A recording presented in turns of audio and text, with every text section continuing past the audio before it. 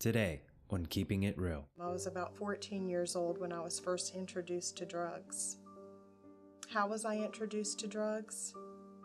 My mother and my stepfather. We were at my grandmother's house, and we were there because Mom and Dad, it was always a lot of domestic violence in the house that I grew up in. I, drank alcohol, and it progressively grew into cocaine and snorting lines and then smoking crack, and I was being sexually abused. But I couldn't tell anyone because I remembered Grandma saying, "Hush." Kristen Maddox overcame a 12-year addiction. Now she pulls others out knowing that some have escaped death for the last time. Shona Butler understands the pain of sexual abuse. Now she uses her voice to unhush the little girls inside of women she counsels. This is Keeping It Real. Good morning and welcome to Keeping It Real. I'm Kristen Maddox and this is my co-host Shona Butler, and we're here today sharing our story with you, the viewer.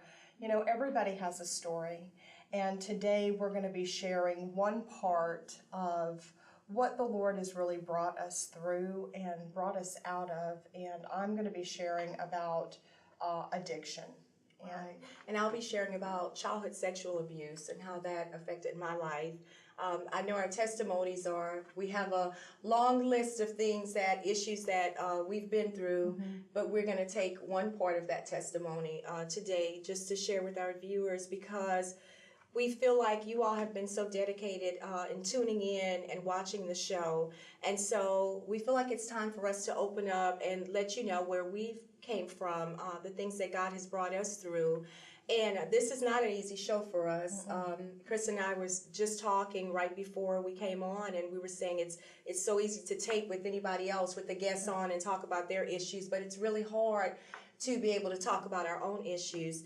But I always say you cannot lead where you will not go, Right. And you cannot teach what you do not know. So in order for us to be able to sit here and interview other guests, then we need to go there too with ourselves. Absolutely. Yeah. And if you'll notice, behind us is our new backdrop, and Shauna was saying, Kristen, she said, there is not one picture on that backdrop that we haven't been through. One or the other of us has been through. And you may be watching today and you may be looking at pictures on the backdrop, and you may see yourself at either some point in your life or maybe even now, or you may know somebody that you recognize in one of those pictures. And we just want you to know that there is help and there is hope, and you can call a door of hope if you need someone to talk to, if you'd like to schedule an appointment, or if you need resources. We're here to pray with you, to encourage you, but we're about to go into sharing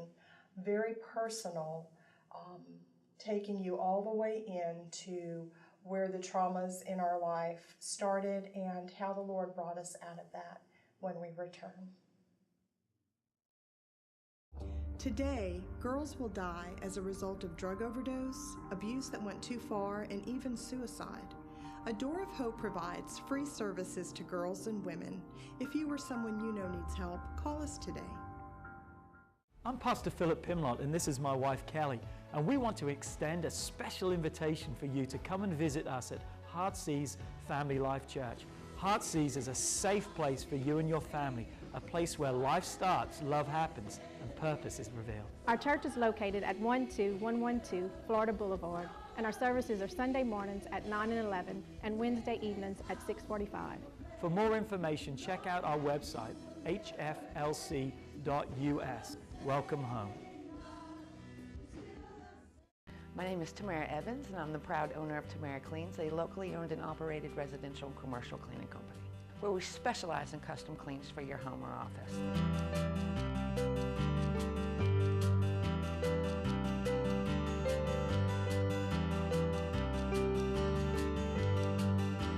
We cover Ascension, East Baton Rouge, and Livingston Parish. Call for your free quote today, and always remember, don't stress, let Tamara clean the mess. No child says, when I grow up, I want to be a drug addict, or I want to spend time in jail, or I want to live on the streets. growing up, I didn't want any of those things either, and yet I found myself in every one of those situations. Living in California at the time, I was about 14 years old when I was first introduced to drugs. How was I introduced to drugs? My mother and my stepfather. He was a very abusive man, and growing up, being a teenager, I guess I was kind of curious, wanting to be popular, wanting to fit in, and just being exposed to it, the influences around me. So that's kind of, my house was like the party house. It was go to Kristen's house on the weekend, and there would be plenty of beer and weed, and that's another thing about being addicted. It's not like somebody puts a pile of cocaine in front of you, or a pile of meth, or a pile of crack, and says, here, do this, and you just go from never trying drugs in your life to doing drugs like that. It's always very subtle. It may start off with smoking cigarettes and drinking beer, and maybe it starts off with taking a few hits off a joint, or taking pills or acid or whatever, and it progressively gets worse. And this was back in the 1980s when crack cocaine was just becoming popular. It was the thing to do. It was fun. It was, if you wanted to party, you bought some cocaine or some crack, but nobody really knew the impact or the addiction that crack created. And so I tried weed, and I drank alcohol, and it progressively grew into cocaine and snorting lines and then smoking crack. And it wasn't very long at all till I became addicted, and I began to live a double life, if you will, not wanting people to know how much I was really becoming dependent on the drug and trying to maintain a normal life. But I eventually ended up in some very bad places, and that's what drugs will do. It'll take you into some very dark places. I can remember going to buy drugs in the middle of the projects in Culver City, California, and in Culver City, they have a gang.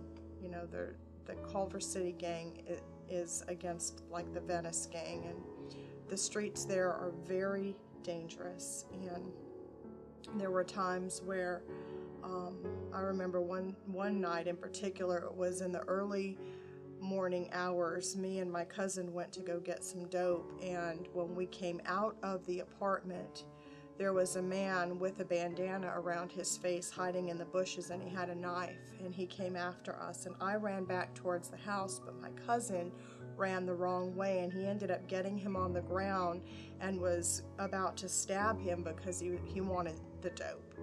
So I gave him what I had, and it was enough to get him off of him, but I just remember thinking, that could have been it. That could have been it for him or for me. And I remember I kept yelling, rape, rape, help, fire, anything. But nobody responded. There were other times where I can remember going in to get dope, and one time somebody put a razor blade to my face. And they wanted my money, or they were gonna slice my face open. And another time somebody put a gun to my head, and you would think that would be enough, right? That would be enough to get me to stop, but I had such an addiction, and I didn't know how to get free. And so one of the things I tried was moving out of state. I moved to a whole nother state, thinking that if I run from the territories that I was familiar with, I could start a fresh life over. But it was 4 months until I found out where the drugs were here in Louisiana. 4 months. That was the longest I had ever been sober. And I remember just one time bullets flying by my head. I can't really even explain what that sounds like. It almost sounds like a very high buzzing sound almost, but just inches from, I should have been dead. I oftentimes wonder why, because a lot of people that I grew up with, my best friend growing up in school, she was murdered. And another girl that I hung out with on the streets, her body was found in a dumpster. And I often say, it should have been me. I should have been dead. And I guess that's one reason why I'm so passionate about what we do, because it's like I've been given another chance, and what am I going to do with it, But I lived on the streets. The addiction took me to the streets where I experienced rape, had the opportunity to even go back to the neighborhood where it actually happened, and so much trauma. I remember the first time I went to jail, I was 18 years old, and I guess I was kind of naive, and I know I'm kind of going back and forth, but 18 years old, and I remember them putting handcuffs on me, and that's a real awakening moment. When you feel those handcuffs go on your wrists and you realize that you're about to be shut down. And I remember being just terrified because I'd never been to jail before and I didn't know what to expect, and the jails were overcrowded, and I ended up being in a 2-man cell, being the third person, and so I had to sleep on a mattress on the floor, and they tried to put me, I guess, in a room or a cell with women that could help me, that they knew were, I guess, safe, because I had never been to jail before. And you'd think that that would be enough, that would be what wakes me up. But none of those things, as bad as they are, the near-death experiences, the rape, and after I was raped, I tried to commit suicide. I just really was tired of the life I was living and had began to try really to find solutions and ways to, for my life to be changed. I've tried everything that I had heard would help, like meetings and programs and medicine and psychiatrists and different things like that, but nothing had the power to free me. Nothing had the power to free me. And when I was 26 years old, I was in jail, and it was then that I cried out to the Lord from a prison cell. And that's what's so beautiful about Jesus, is He hears our cry no matter where we're at or what we're doing. And it was then that He completely changed my life, and He restored my life and helped me, because one of the things that an addict does, I think, stays in addiction, is because it's hard for them to face the guilt and the pain of the people that love them, that they hurt. And I had to go back and face my children and allow God to heal us and to build trust and build relationships with them, because the only mom they ever knew was an addict. And He did that. He did that. He did it for me. He could do it for you. Today, girls will die as a result of abuse that went too far, drug overdose, and even suicide. It doesn't have to end like that. There is hope. Hi, I'm Kristen Maddox, founder of A Door of Hope Ministries. A Door of Hope provides free services to girls and women that are stuck in a vicious cycle. Some have escaped death for the last time. Without a place to go, they will return to the streets, their abuser, jail, or even worse, end up dead. Let's rescue them by providing a home where they can come free of charge to receive the healing they need. There's a cry in their souls for freedom. We're responding to their cries. The question is, will you help us? Visit our website at www.adoorofhopela.com or call 665-HOPE. Together, we can make the difference between life and death. I'm Pastor Philip Pimlott, and this is my wife Kelly, and we want to extend a special invitation for you to come and visit us at Heartsease Family Life Church. Heartsease is a safe place for you and your family, a place where life starts, love happens, and purpose is revealed. Our church is located at 12112 Florida Boulevard, and our services are Sunday mornings at 9 and 11 and Wednesday evenings at 6:45. For more information, check out our website, hflc.us. Welcome home. My name is Tamara Evans, and I'm the proud owner of Tamara Cleans, a locally owned and operated residential and commercial cleaning company, where we specialize in custom cleans for your home or office.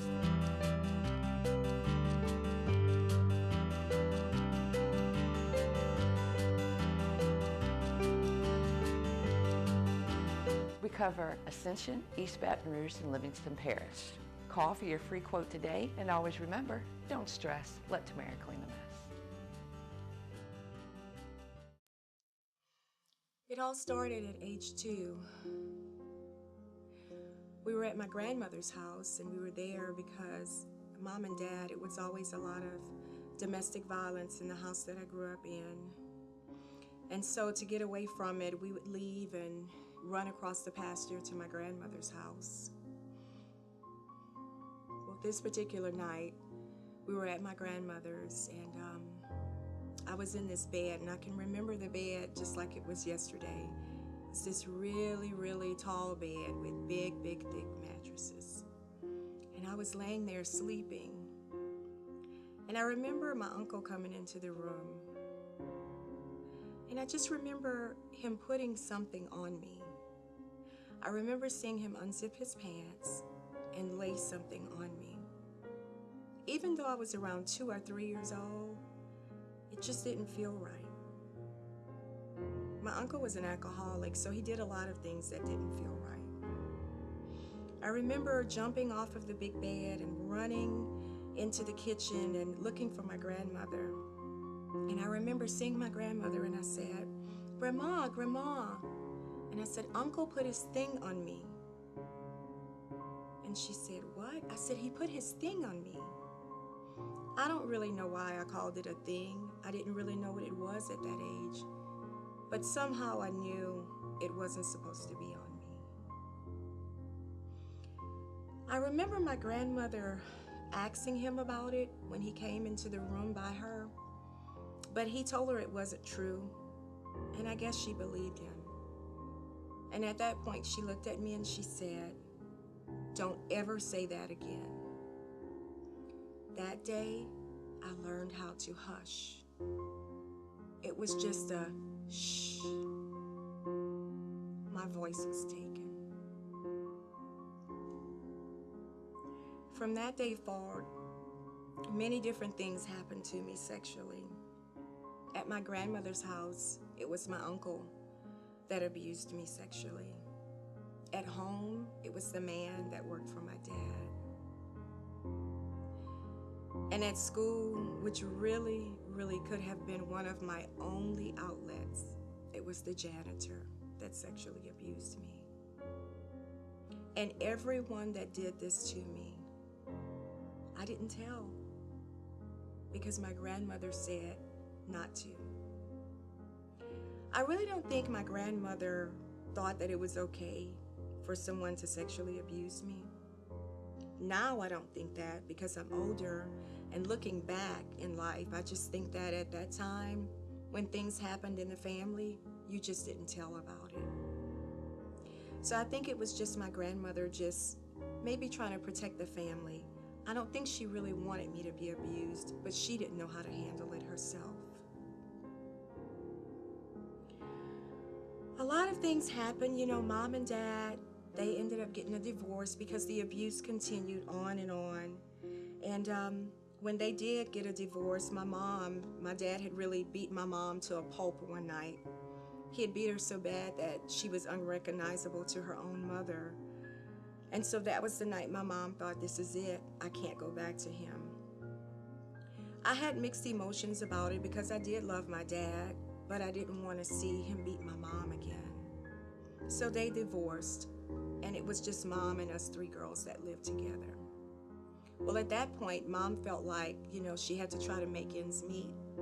So during that time, there were different construction workers that would come through town months at a time to work on roads and different things, and they would usually rent out rooms in different people's homes. And my mom, we had a pretty big home, and so to make ends meet, she would rent these rooms out to these men that would come into town working construction work.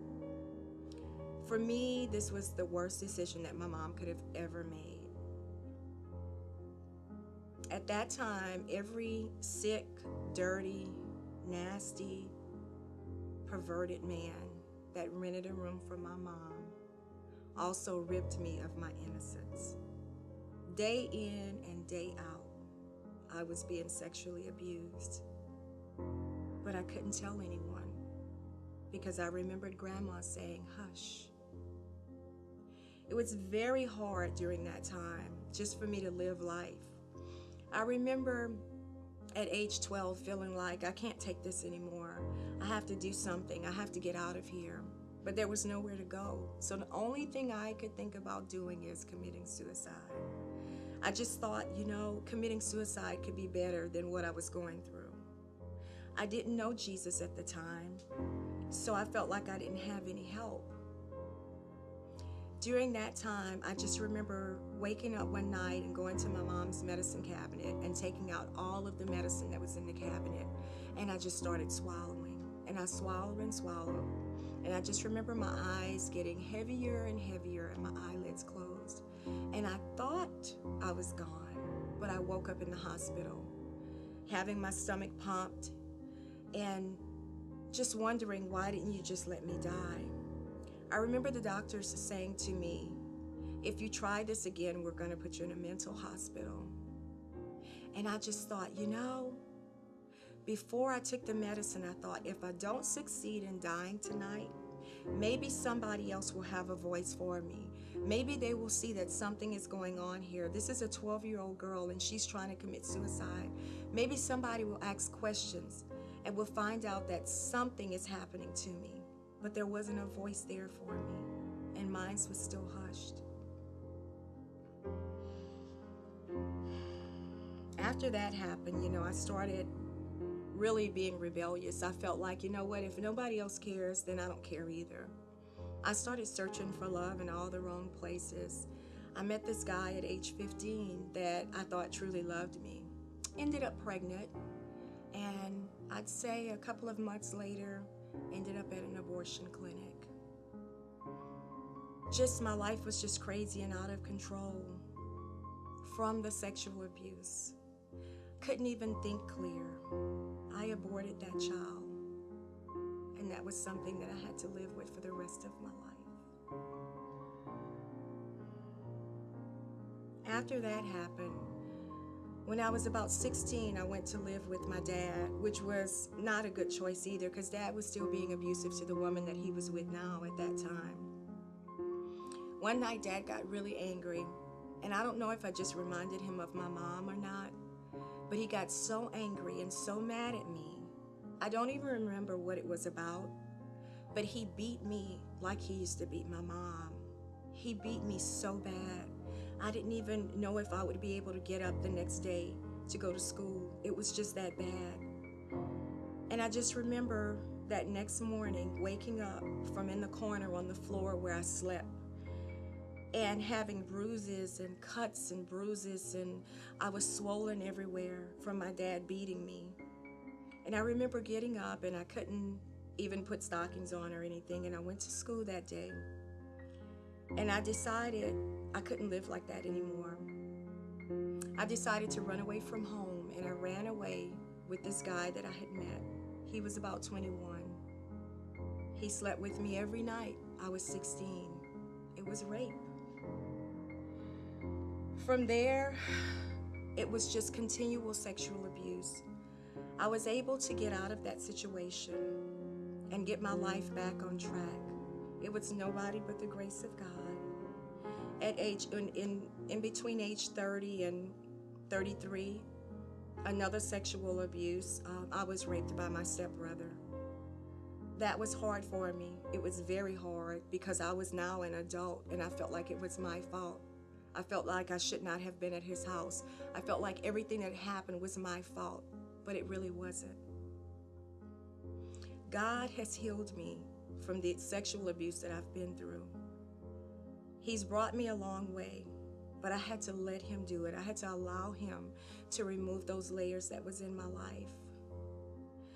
You know, right now, I minister to women that have gone through the same thing that I've gone through, and there are still layers that God is removing.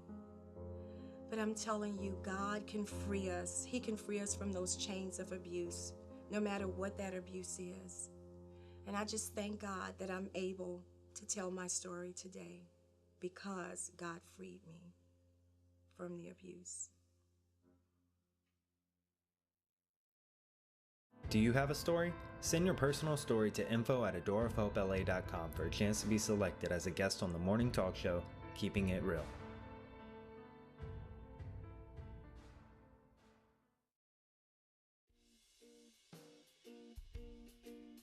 Thank you to our sponsors. If you'd like to help sponsor the show Keeping It Real, please call 225-665-4673. That's 225-665-4673.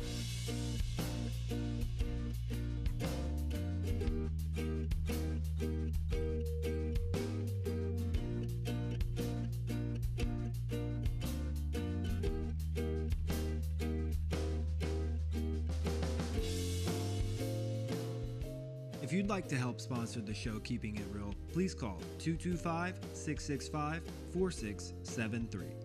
That's 225-665-4673.